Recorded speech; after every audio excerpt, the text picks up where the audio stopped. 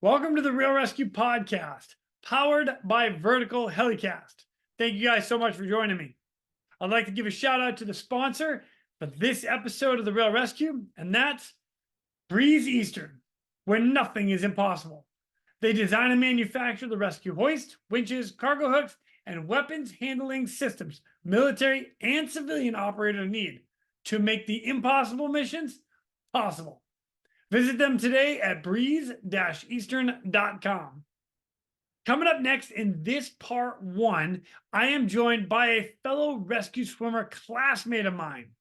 Please welcome our next guest and his stories from Class 1000, United States Coast Guard rescue swimmer number 502, Mr. Matt Theissen. My name is Jason Quinn. I am United States Coast Guard rescue swimmer number 500. These are my rescues and rescues from those of us that put our lives on the line every day so others may live. This is the Real Rescue Podcast.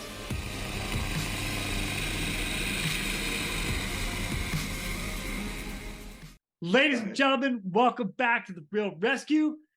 I have got this means something to me today. I mean that. I mean that, brother. All right. Not only is this a Coast Guard rescue swimmer, him and I went through A school together, so we have a real tight bond because we survived that shit together.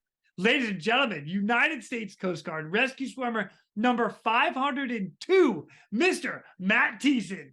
What up? What's going on, Jay? Dude, how you doing?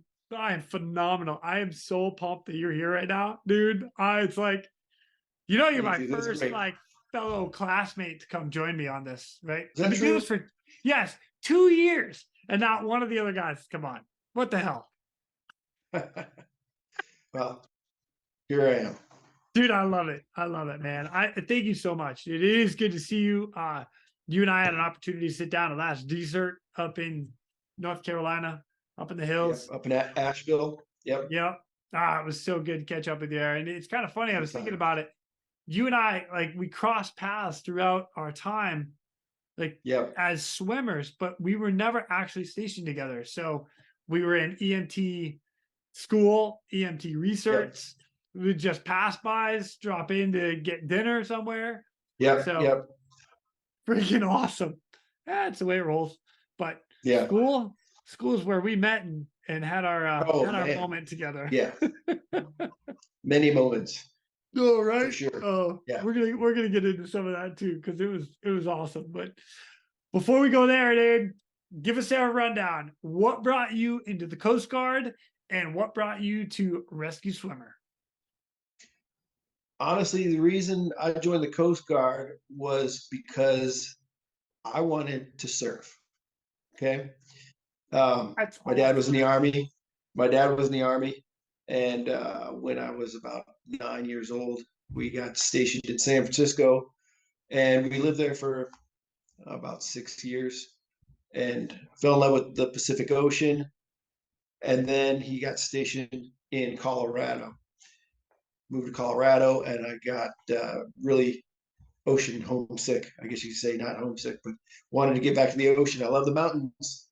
Love snowboarding, but wanted to get back to the ocean. So took a couple trips out there, did some couch surfing, stayed with a bunch of friends, probably wore out my welcome a few places, but really just trying to get some waves. And I was just one day I was out of money. I had worn out some welcomes, and I was sitting on the beach. Slept on the beach a couple times.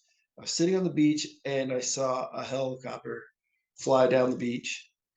And then maybe, I don't know, half a mile down the beach, they turn out to sea and they get down low over the water, and I'm just watching them. And maybe 5-10 minutes later, I see some smoke pop, and I can see from just the angle with the sun behind it, some fella getting hoisted up out of the ocean. I thought, I could do that. I can do that, and that'll get me back here, right where I want to be. So I spent the next year and a half getting ready for the Coast Guard, going through MEPS. My dad being in the Army, he kind of fast tracked me through that, and joined the Coast Guard. And after boot camp, they put me in New Orleans, and I was in New Orleans for the next 7 years. So the surfing part of it didn't really work out until later. I finally Damn paid my it. dues in New Orleans. Yeah, I ended up in Alaska after New Orleans, and got some good surf up there. And then after that, was lucky enough to get out to Barbers Point, and that's when I was really able to get the surfing back in my blood. So I love it, yeah, dude. it paid off. All for It took a while, surfing. but it paid off. Yeah. Sick, dude. Well, that's Mhm. freaking badass, man. When you went down to New Orleans, what were you stationed on in New Orleans prior to school? I was on 2 buoy tenders, so 2 133-foot buoy tenders, and yeah, they were old Navy minesweepers that had the Coast Guard had converted, and yeah, for about 2.5, almost 3 years, I was doing that. Oh my Then I went, gosh. then I went into the airman program and went to Air Station New Orleans.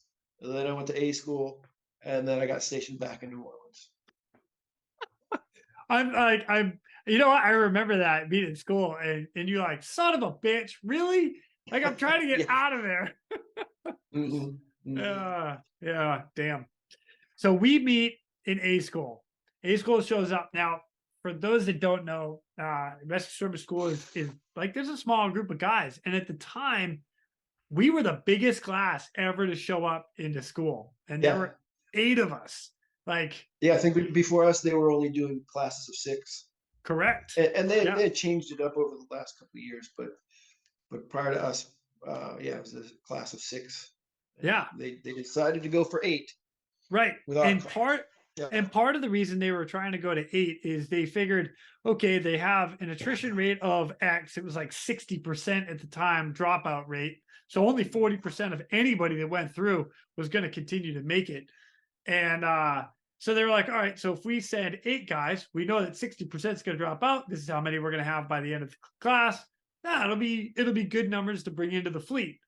And then we showed up, and our class was Yeah. like mega strong for no apparent reason either. It was just No, just luck of the draw. Yeah. yeah, we fed well off each other too. I remember specifically like just the camaraderie that we had right away coming in. Yeah, Because I we mean, had most good of us, chemistry. We yeah, very rarely argued, and that was back when we were all living in one room in the totally. squad bedding, in the donut.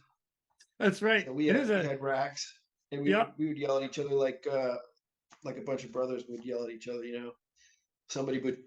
I remember Laurent Magri, the rack to my left, and he would floss his teeth before he'd go to bed in his bed, and I would hear him because the room was quiet. Maybe someone had a fan going or something like that. Yeah, yeah. Laurent, what are you doing over there? He's like, I gotta clean my teeth. But yeah, just Oh little my stuff like God. that. There's a couple other things I remember specifically. Like there was always something from A school, and I can't speak for any other branch or school or anything that anybody else goes through. But for us, there are things that get passed down from class to class to class. And I Yep. remember specifically having our table of porn, which I don't Yeah. even know how I should say this, but it was awesome. We had a like just it was a coffee table. We had a couple chairs and couches that came through, big TV, and there it was. Yeah. And I can't remember who it was, but something got mentioned or a magazine got left out, and Butch Flight found it, and we got hammered. Yeah. Our room got tore apart. And that table, I think it had been passed down from class to class, because there Yeah. were some magazines from like years prior. Like, oh my God, what's going on here? Oh, I just remember getting table. thrashed. Yeah. And then I remember Mhm. another time our room got thrashed for something else. And it wasn't even us that did it, it was the other class that did it. So then we got to go Yeah. in and thrash their room because we got blamed for something they did. Yep. Yeah, Oh the other my God. class. Who was the class ahead of us that was Dominguez, Durham, LaPolte. Yeah. Yeah. I can't Gosh, it remember was anybody else, but those were the three that remained. I believe that was who graduated in their class. I don't remember anybody that dropped out of that class, but you never do, right? yeah. You don't No, not really. I mean, we had such a tight group between us, and then as we got further in line, the class behind us, we had Fogel, Majessi, and those guys. God, Majessi, God rest his soul, died in a Yep. motorcycle crash. Too bad. Mhm. It hurt. One of the things I remember with him was so funny is we're all getting just our asses handed to us in PT. And Yeah. do you remember the day we ended up doing like a 5 mile loop or something, and we come down to the beach and we're doing sprints on the beach. We had to go down to the water, touch the water, come back up, and pop to attention, Mhm. and fucking pop to attention. And Paul just falls straight And he back. just, Whoosh! yep, I remember that. Yep. Oh And they're my like, everybody in the water. And then the ambulance yeah. came and got him. Yep.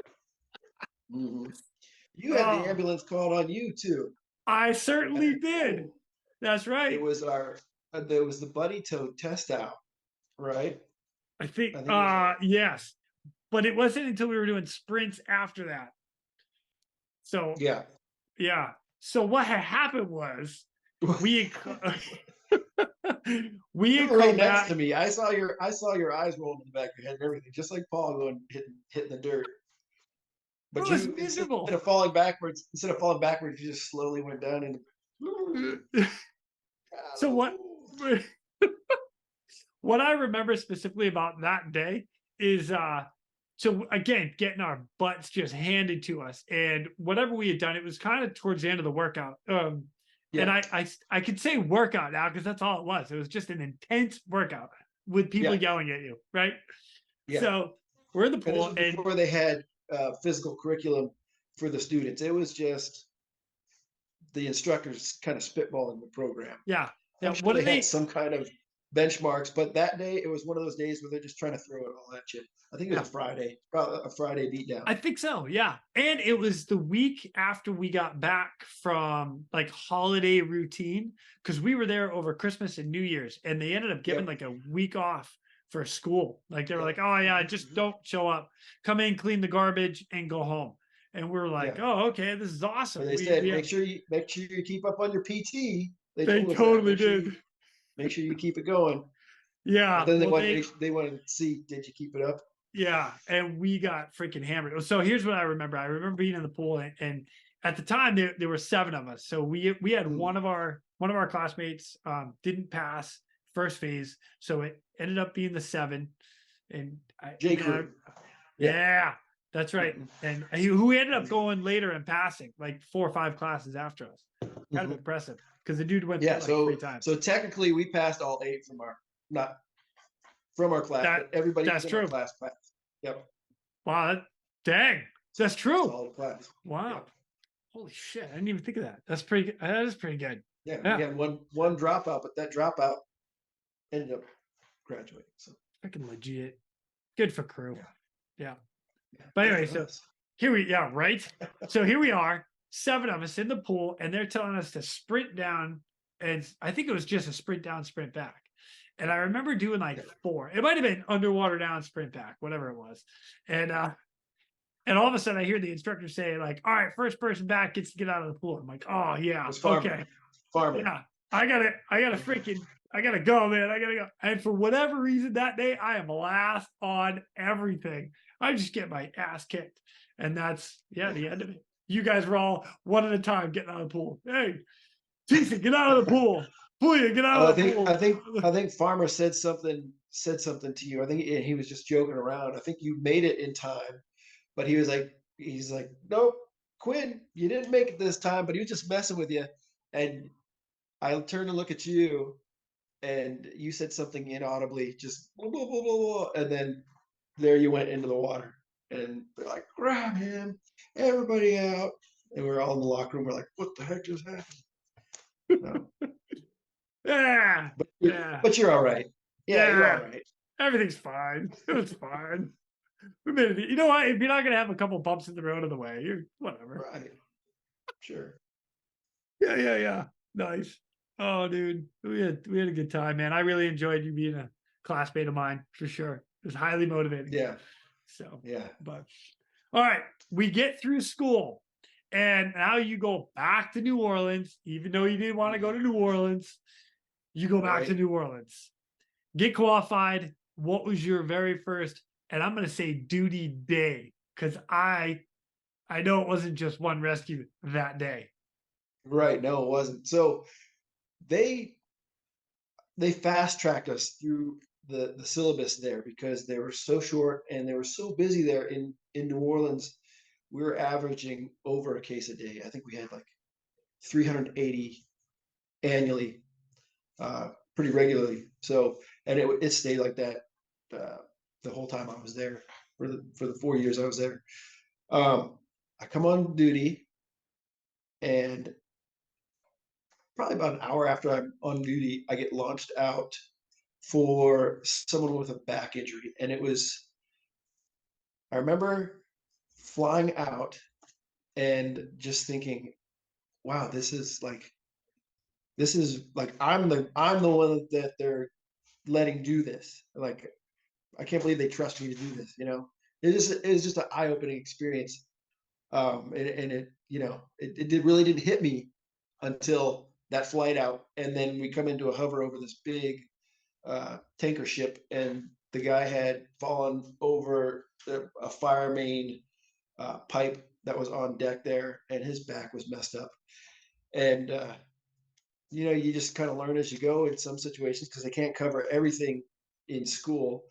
Um, it is a long time ago, so I don't remember all the details, but I get hoisted down. Then I turn around and receive the trail line.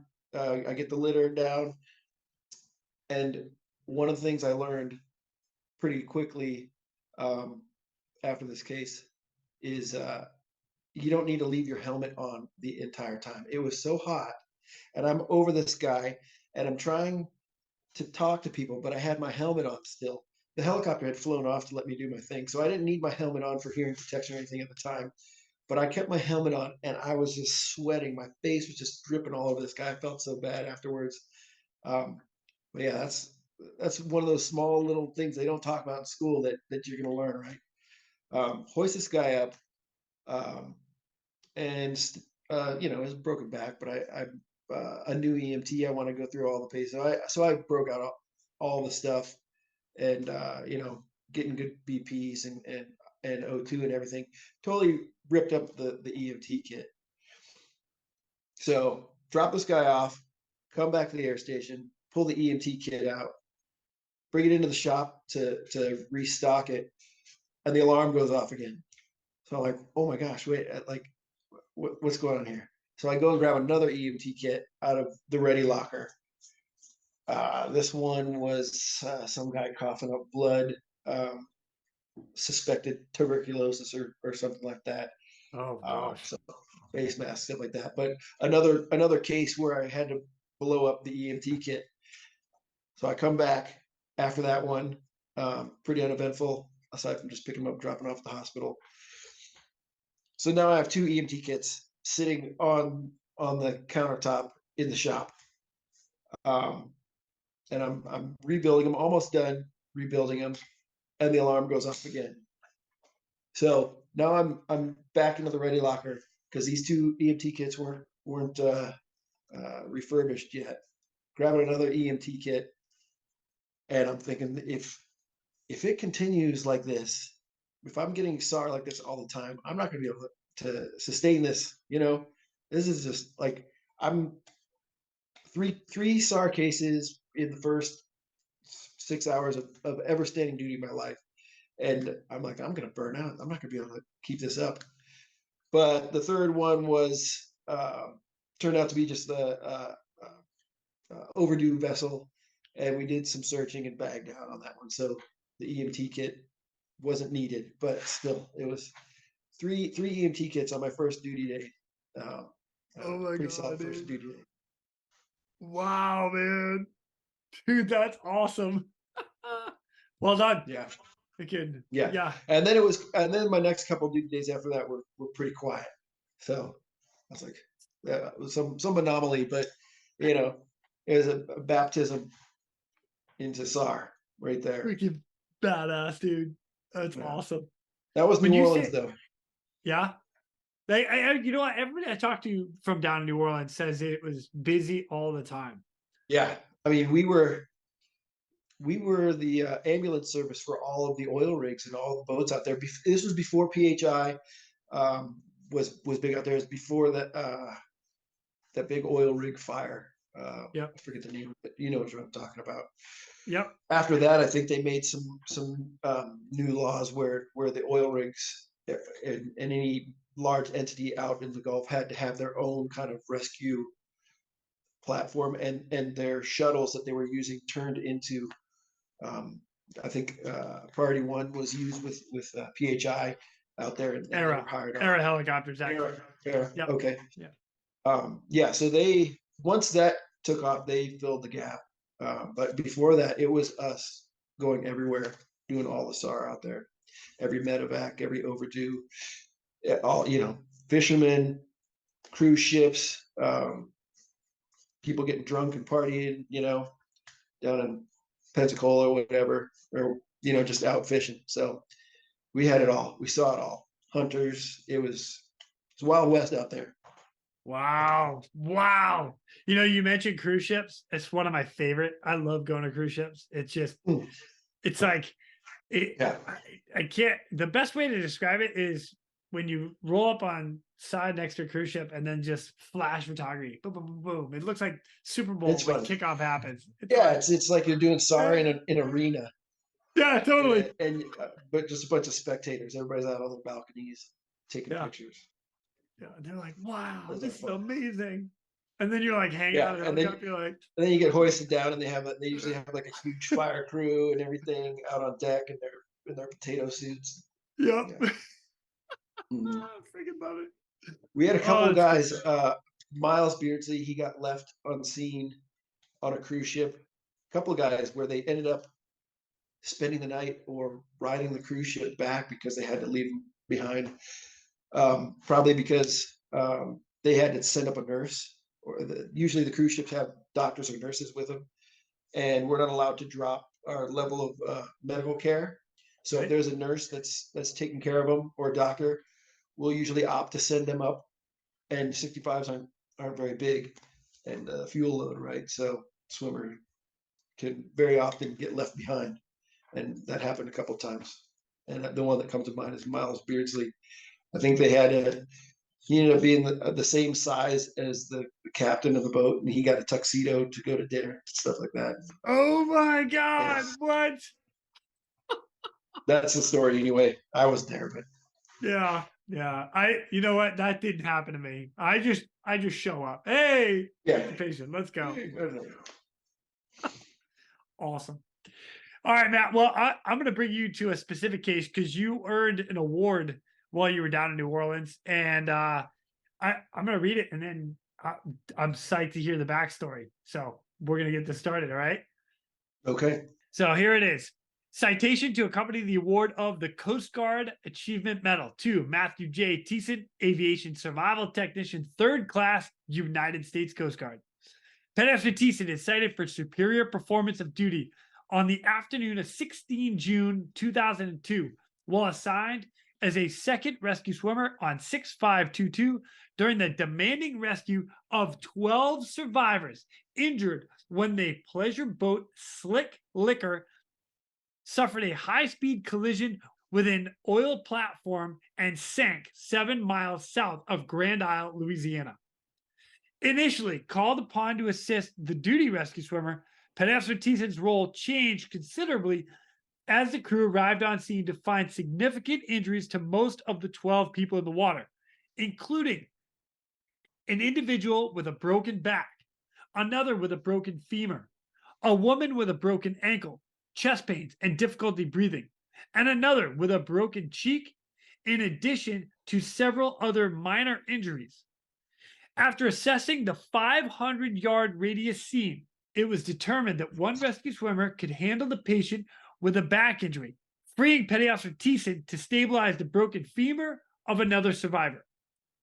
Using ingenious improvisation and 2 ambulatory survivors for stability. Pedestrian Thiessen skillfully applied a traction splint to the survivor's leg while in the water, a feat that is difficult at best on dry land. Having significantly eased the survivor's suffering, Pedestrian Thiessen placed him in a litter and readied him for transport to a Coast Guard utility boat, the UTB. With little regard for himself, Theissen maintained on scene after the helicopter departed and continued to triage the scene, tending to a woman with a broken ankle and difficulty breathing, a man with head trauma and a broken nose, and 2 for survivors with broken bones to their shoulders. Theissen teamed with the other rescue swimmer to supervise all patient transfers to the Coast Guard utility boat, then embarked the Coast Guard utility boat himself to continue treatment during the trip to shore until the patient was transferred to the awaiting ground EMS ambulance. Theissen's diligence, perseverance, and devotion to duty are most heartily commended in keeping with the highest traditions of the United States Coast Guard. Matt, what the 12 people? And those aren't just little like, oh, bumps and bruises. That's significant injuries. Holy shit. Yeah. Let me paint a picture of the weather was beautiful this day. It was I don't know, early afternoon, calm seas. This guy, or the captain of the boat, whatever, he decided to keep the boat on cruise control, autopilot, and went below decks. And they were hanging out, obviously partaking in some adult beverages. I say obviously because when we showed up on scene, there were beer cans floating all over the place. The boat was bobbing with a huge gaping hole. He left it on autopilot and ran into an oil rig. So wow, yeah, just the injuries were.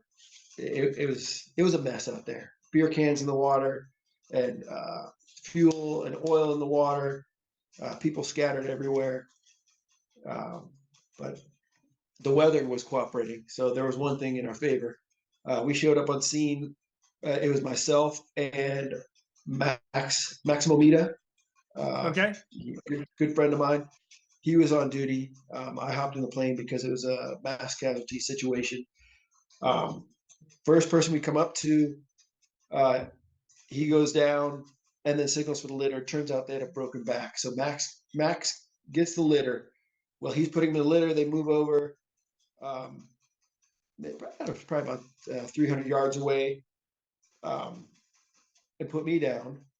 And then they move back over to Max for the litter hoist up and out of there. I get down into the water. These 2 people in the water, and they're hanging on to the side of a boat that had just showed up on scene. A Good Sam, small boat, small fishing boat. One guy is holding onto the side of the boat, and this was the guy with the face injury, broken nose, and he was complaining about jaw pain. And he was holding onto another guy that was screaming so loud. I had to investigate. I had to figure out what he was screaming about, right? I look underwater, and every time a swell goes by, I see his leg bending above the knee. So not in a way that's supposed to be bending. So every time a swell would come, his leg would flop off to the side, and then it would come back, and he was screaming. So obvious broken femur there. And I'm thinking, I got to stop this from moving because he could sever an artery, right, and bleed out. So I focus on him as the highest priority with the triage. I'm trying to remember when I got the traction splint. I believe I brought it down with me because it was reported that we might have a broken femur.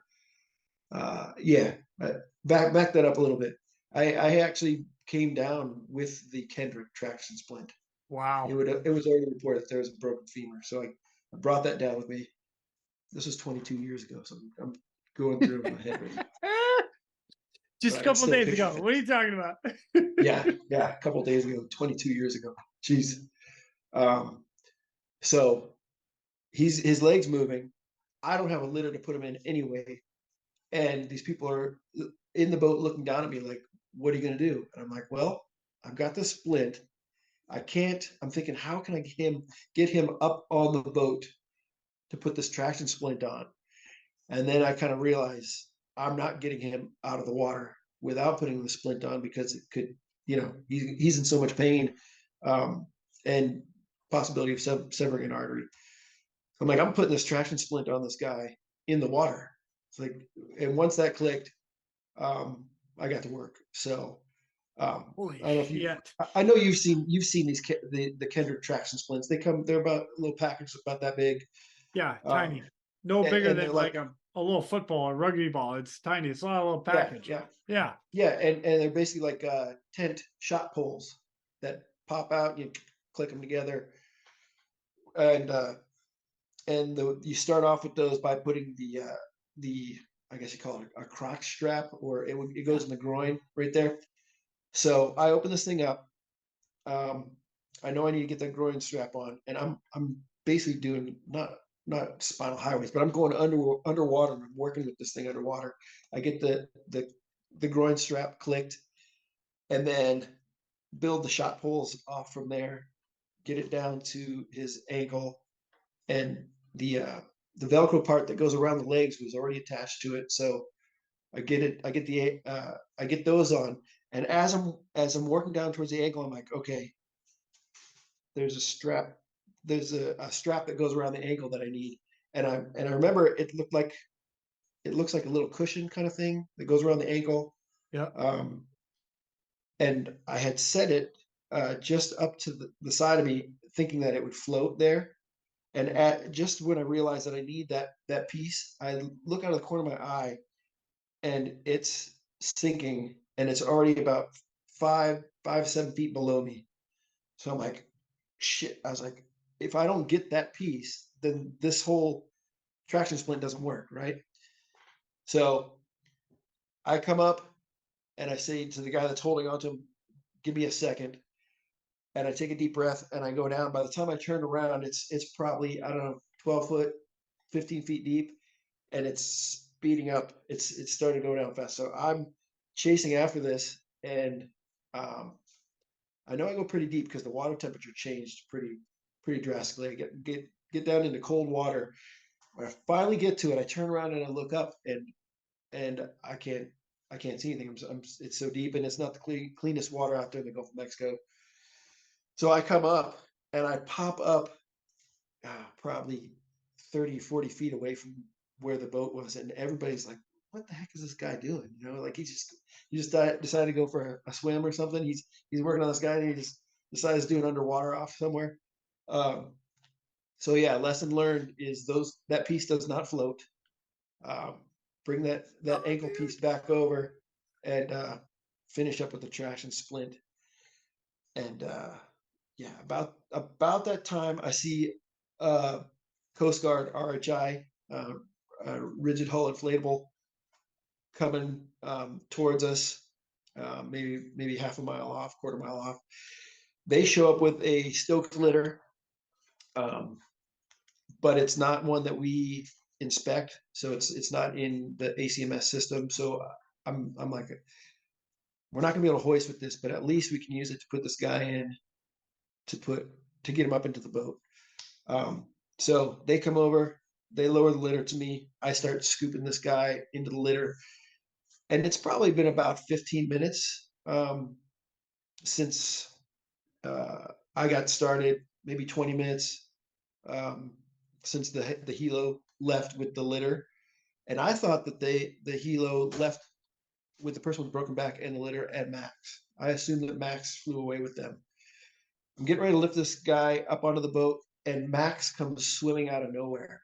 So he hoisted the litter up, and then they left Max on scene, but they left him, I don't know, maybe 3/4 of a mile away from us.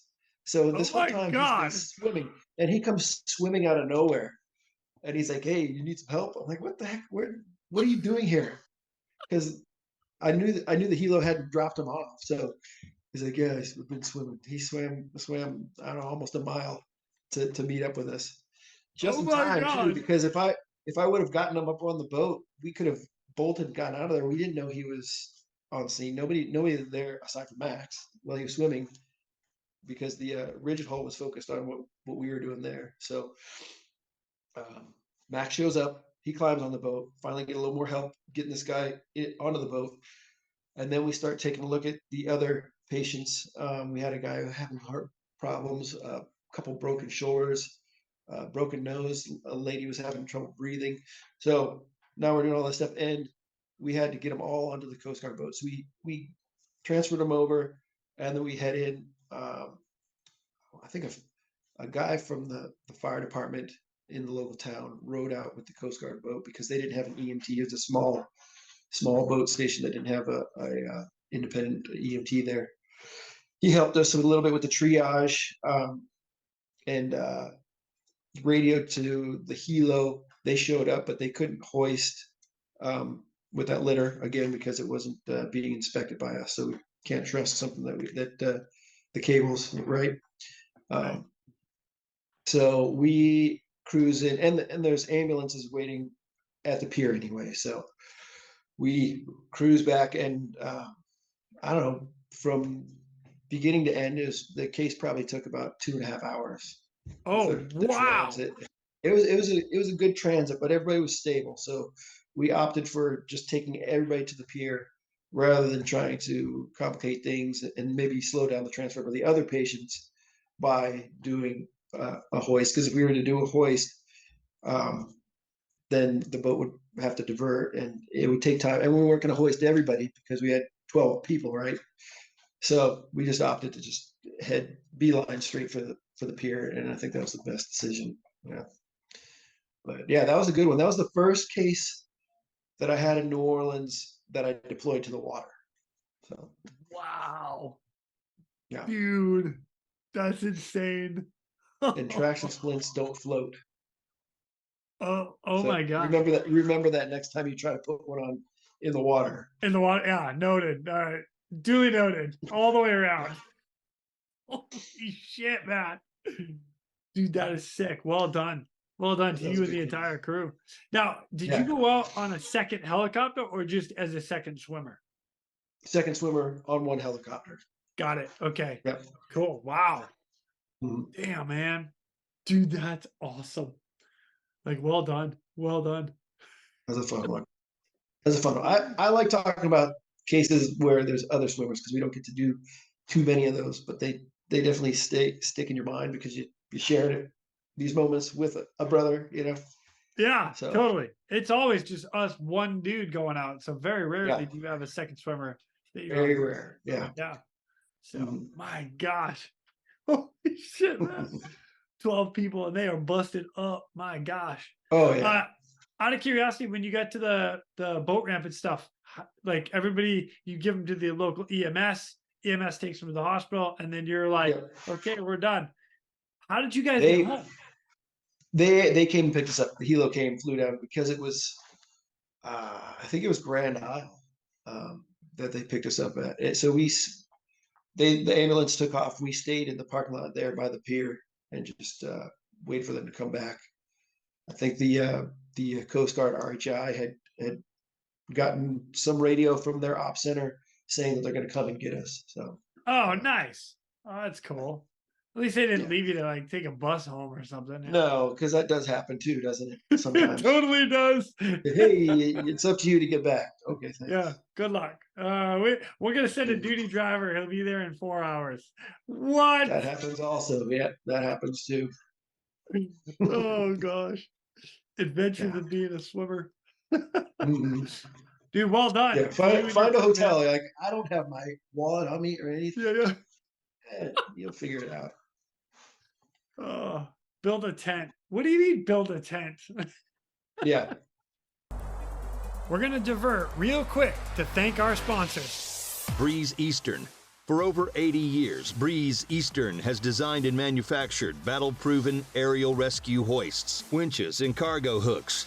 Each product is carefully crafted to support demanding mission scenarios, ensuring the job gets done safely and efficiently. Visit them today at www.breeze-eastern.com.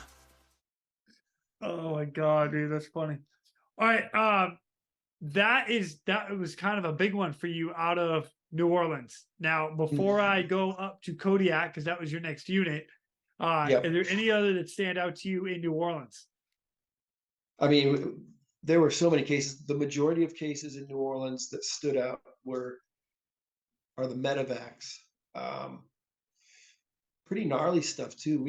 I mean, a lot of our medevacs, because it's industrial fishing, so you're dealing with a lot of cables, a lot of wires and stuff, and we get cases where people get caught up in winches all the time. And there's one. I was on duty. I get a call. It was a strange call because they called straight to the swimmer shop. They didn't call to the op center, and it was somebody saying, "Hey, do you pick up dead bodies?" And I was like, "What do you mean? Do we pick up dead bodies?" Like, no, we're not recovery. We're supposed to be rescue. But tell me more. What's going on here? Like, there's a guy. He got caught in it was a towing. It was a boat that towed bigger boats, a big crew boat that towed big tanker ships. So they would tow with these big 2-inch double nylon ropes. And this particular boat had only 2 people working on it. And one of the guys was working the controls to the drum that wraps the nylon rope, and the other guy was tending or feeding, making sure everything was going. Somehow he got hooked into, maybe got his hand caught or something under the rope, and the guy that was operating it wasn't watching, couldn't hear, or whatever reason. The guy went around this barrel that collects the rope, and it was probably a 3-foot drum. Oh wow! The guy went around 4 or 5 times, I'd say, because the rope ended up going across his scalp and pulling the skin off. Then across his pelvis and crushing his pelvis, then across his legs, crushing his legs. So this phone call, the guy on the other end was, and he was a coastie. I'm not sure if he was calling from the unit or what, but he was like, "Yeah, we don't know if this guy is responsive or not, but he's most likely dead." Like, okay, well, let's go. I said, I'm gonna tell the pilots, call the op center, give us coordinates, all that stuff. And I basically told them, yeah, let's do this. And the alarm goes off after I tell the pilots. I kind of give them a breakdown, and then they get a call, and we get launched out on it. And so I'm kind of expecting the worst. I'm expecting, because the call was, yeah, this guy's gonna be dead. Okay, maybe he is gonna be dead, but optimistic. I hopped out on the boat, and the guy that wasn't injured, he gives me a look like I fucked up. I made a big mistake, and you could tell just a look on his face, like, felt horrible. I was like, well, okay, well, where's the guy? He pointed over to this pile of blankets, and I couldn't even tell that there was a person in there. He pulls the blanket back, and instantly I see these 2 eyes looking at me. I was like, this guy's alive. Like, this guy's alive, and I need to get him out of there, because crushed in so many places. He's got so much traumatic injuries that he's, obviously in shock. But yeah, and it had probably been an hour and a half. So, the golden hour had passed. So if this guy's gonna make it, if he has any chance, we got to move now. So call up to the plane. I say, we've got a live one. Send me down the litter, get the litter, and basically scoop this guy. It was I don't know how you explain that. You move him in, but he's so busted up, and it's just me and this other guy. I used a lot of the blankets to kind of move him into the litter, and then we're up and out of there. other than after that, I just just try to get a blood pressure on him, blood pressure really low, giving him oxygen. We're just EMT basic, so we don't have anything for pain, and we can't give him anything to replace for blood pressure or anything like that. No fluids or anything. So I'm just trying to keep him warm, and we're just trying to get him there as fast as we can. We dropped him off and dropped him off alive. So, but yeah, that was a Wow. pretty hairy one. Yeah. So Out of curiosity, did you ever follow up with that and see if he made it? I didn't. I Okay. didn't. No. That's not something that's normal, and I know Yeah. that, but you never know, so I had to ask. But Yeah. Nope. yeah, Nope. Didn't. right on. We rarely get word after any cases that we do. So Yeah. Wow, man. he was alive when I dropped him off. So Holy shit, yeah, dude. That's that was insane. it. That was a wild one. Yeah. And you're working pretty much by yourself down there, minus the other guy that's helping you out. Oh So yeah. Yep. You're solo. That's typically all of our cases. I mean, I like to think of us as professional problem solvers. That's our job, right? You get down, it's so and true. it's just us, and you kind of look around, and you're like, what do I have that I can use? Okay, in this situation, I've got one guy. This one guy, he's in shock because he thinks he killed his friend or his shipmate or whatever. So he's not much help, but he's some help. So you use it, right? But yeah, Oh that's my god, dude. pretty Wow. standard. Dude, I'll take another one out of New Orleans if you can think of any more. Yeah, there was another one, another body part caught up in a winch. Oh This god. this old guy, fisherman, out on his own boat, and this was after that case I just described. So I'm thinking nastiness again. I'm thinking this is going to be these aren't cases that you want. You don't Right. want. You want the Baywatch case where Totally. you got babes in the water or guys in big surf or something and gonna go say that's the action that you picture, right? Yeah. But yeah, these the industrial medevacs are not the funnest ones. So I um, come down. This is a small fishing boat, and it's just this one old guy, and he had been drinking. I could smell he had been drinking probably quite a bit, or he was pickled, sitting on the bow of the boat, smoking a cigarette, and there's fish guts all over the place, and he's smoking a cigarette, and he's kind of hunched over, and I'm like, hey, what's going on? And I come around, and his arm, he had caught it in a winch, and it was broken, obviously. This whole form basically stretched out, so I could see the tendons and everything. And his hand was probably, I don't know, 6 inches farther away from his elbow than it should have been. So I signal for the EMT kit. I get the EMT kit down. I wrap it up, put him in a sling, and hoist him out of there.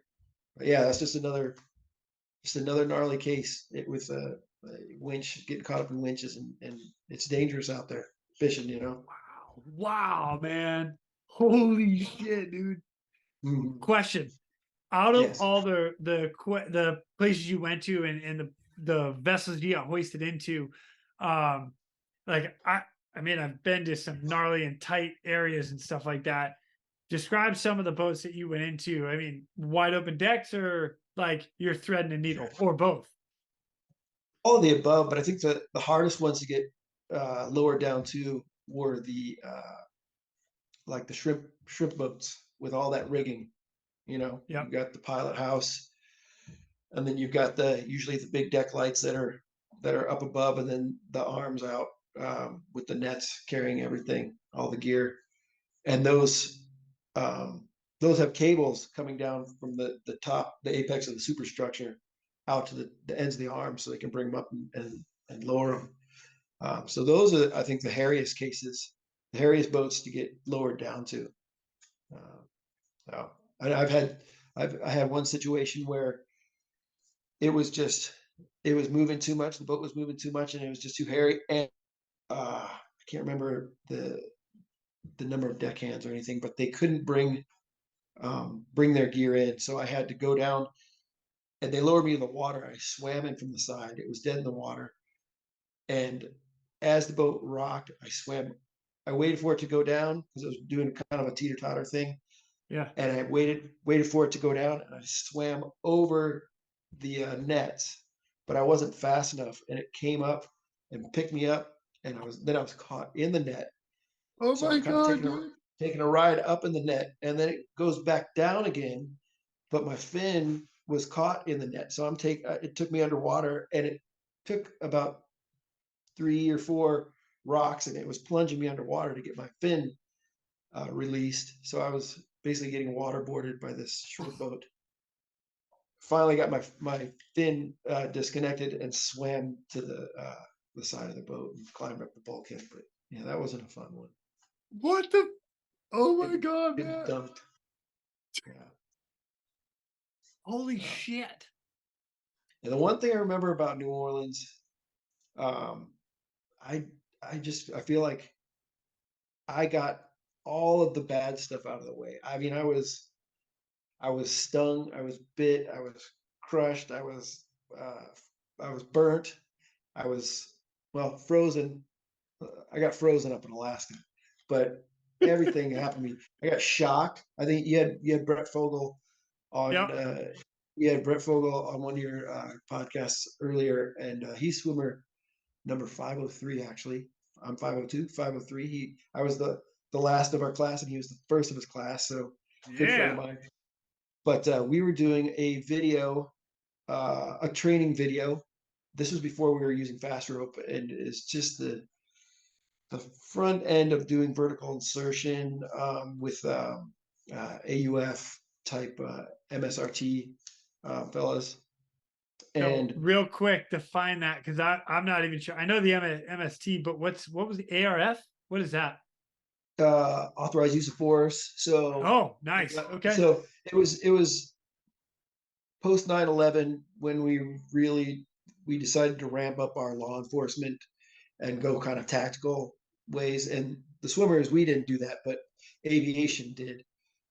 So they needed a way to get a bunch of teams guys down onto the boat.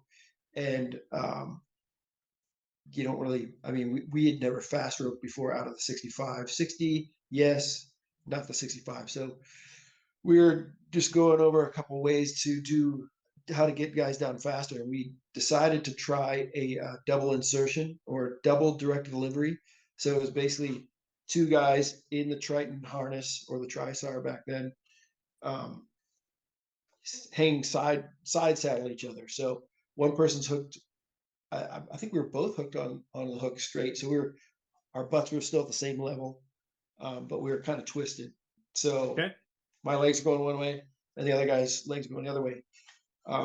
We didn't end up using that way, but we were trying to see if that was something that would work. And so we're coming up. We had 2 helos. One helo was off on the side that was filming. Then we were filming with the hoist hook, and then the cutter that we were getting hoisted to had a deck camera. So this is well documented. I have the video somewhere. Oh, yes, please. I'll try to yes, get that please. to you. Okay. It's VHS though, so it might need to be converted or something. But yeah. So as we're steaming out towards the west, there's a pretty good thunder shower off in the distance, and I over the ICS tell the pilots, like, hey, you see that thunderstorm off there? Maybe we should kind of steam away, or you want to keep that 5-mile clearance. So they turned the cutter, and we're steaming away, but they didn't give us much time to make some distance from that storm. Brett and I, we move into the door. They start to send us down direct delivery to the landing deck. I think it was a 210, so it had a flight deck. And we were probably 10 feet over the deck when we started feeling it. And there was just, Oh my God. the helicopter didn't get struck by lightning, but I think there was just so much static in the environment. Kind of like when you shuffle your feet on the carpet and touch somebody and shock them. I think that's what our rotor head was doing. It was just shuffling its feet over that carpet and just collecting static. And from 10 feet above the deck, all the way down, both Brett and I, we were getting lit up, and it was going through all of our bodies. And it was just getting stronger and stronger until once we hit the deck, we got laid down on our sides like a sack of potatoes. And Oh my I God. tried grabbing the hoist hook a couple times, and my hand got popped away, and finally got it off and threw it in between shocks. And Brett looks at me, and then we look over, and the hook comes swinging back at us. And we're like, we get down low and let it swing over us, and then we pop up, and Brett's EPIRB had melted. My ear cups of my helmet melted. When I took my helmet off, they just dropped out. I had a filling in my mouth that popped out. Oh my God. Yeah. At first I was like, I'm chewing on what? Like, how do I get sand in my mouth? We're going down to a boat. There's no sand here. And I feel with my tongue, and there's a filling missing in my tooth. So we're like, we just the deck LSO walks up to us, and he's like, "What are you guys doing?" Because they can't see the electrical shocks, right? They're wondering why we're laying on the deck like two idiots, and they're like, "Why can't you just stand up? Just stand up."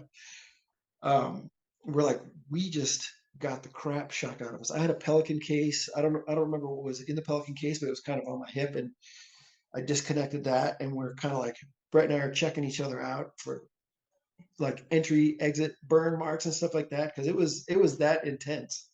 Wow. We tell the LSO how bad we had been shocked, and he radios up to the plane, and they're like, okay. The flight mech hoisting us, he could tell that something was wrong, but he didn't know what was going wrong. And he said afterwards he felt so bad. If he would have known we were getting shocked, the closer we got to the deck, it was getting worse, he would have brought us up. But how would you know that, right? Yeah.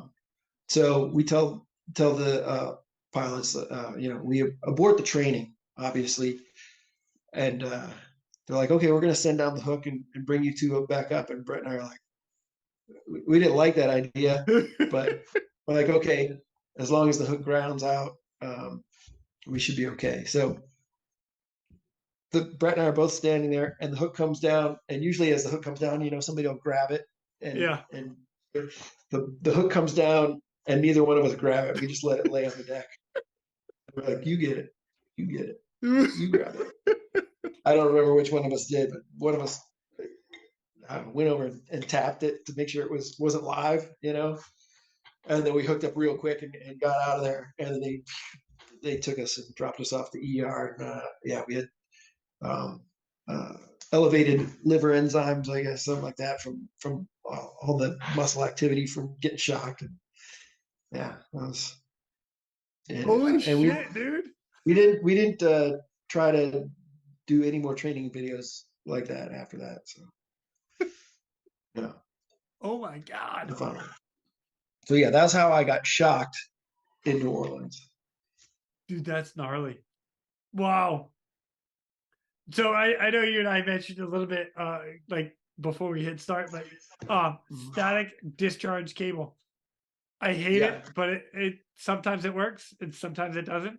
So I don't like it either. And I know sometimes it does not work because during Hurricane Harvey, the guys, we were getting lit up also, another really static environment, and we passed it to the guys coming off that had been getting shocked, passed it on to the guys that were heading out. Hey, there's a lot of electricity out there. Use the HSD, the hoist static discharge cable. Use that, and guys were using it, and they were still getting lit up. So, my gosh. I do like having it as an option, but I don't like it mandatory. And yeah.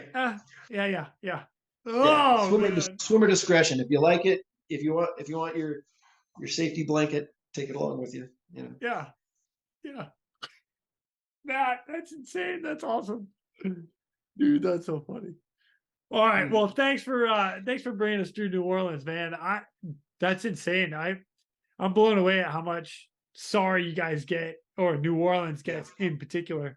So well done for your entire 7 years there. I know that includes the boat, but 4 years at the air station. Right. Well, plus airman program, so 4.5. Yeah. 4.5 years. Woo! It's a long time, dude. Good for you. 7 years total. 7 years total in New Orleans. I joined the Coast Guard to surf, and they put me in New Orleans for 7 years. There's no surf in New Orleans. No, there's not. Not even a little bit. Oh, it's terrible. So EMT school was where I would catch up on my surf. Yeah, because as soon as you guys dropped in there, you would go down to Santa Cruz? Santa Cruz, San Francisco, wherever it was. Yeah. Wherever it was breaking. Yeah. Heck, didn't you go off like straight out towards the coast from Petaluma? I'm trying to think. Oh, yeah. Dillon Beach. Yeah, we'd surf there sometimes. Yeah. In between on class days when we didn't have enough time to get down to the city. Yeah. Yep. Gosh, I totally remember you guys bailing out. Like, hey, you guys want to come have let's go get a beer. You're like, after we're done surfing. We're like, all right. Yeah. Well, it seems to be that time because we've hit our bingo. We'll be relaunching for part 2 of this episode after we refuel. We'll see you soon. Go. Now, it's time for me to pull chocks and take off. But before I go, I'm always looking for the memorable rescues that people have done. If you have one that you're willing to share or know somebody who has a story, please feel free to reach out to me. I'd love to highlight it here at The Real Rescue. For everybody that is standing by for that SAR alarm, remember, those in distress are praying for a miracle. They are going to get you. So until next time, fly safe and swim hard. Thank you for joining me today here at the Real Rescue Podcast, powered by Vertical Helicast. We'd also like to say thank you to our sponsors for this episode. Breeze Eastern.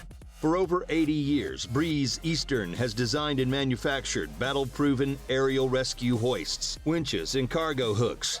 Each product is carefully crafted to support demanding mission scenarios, ensuring the job gets done safely and efficiently. Visit them today at www.breeze-eastern.com.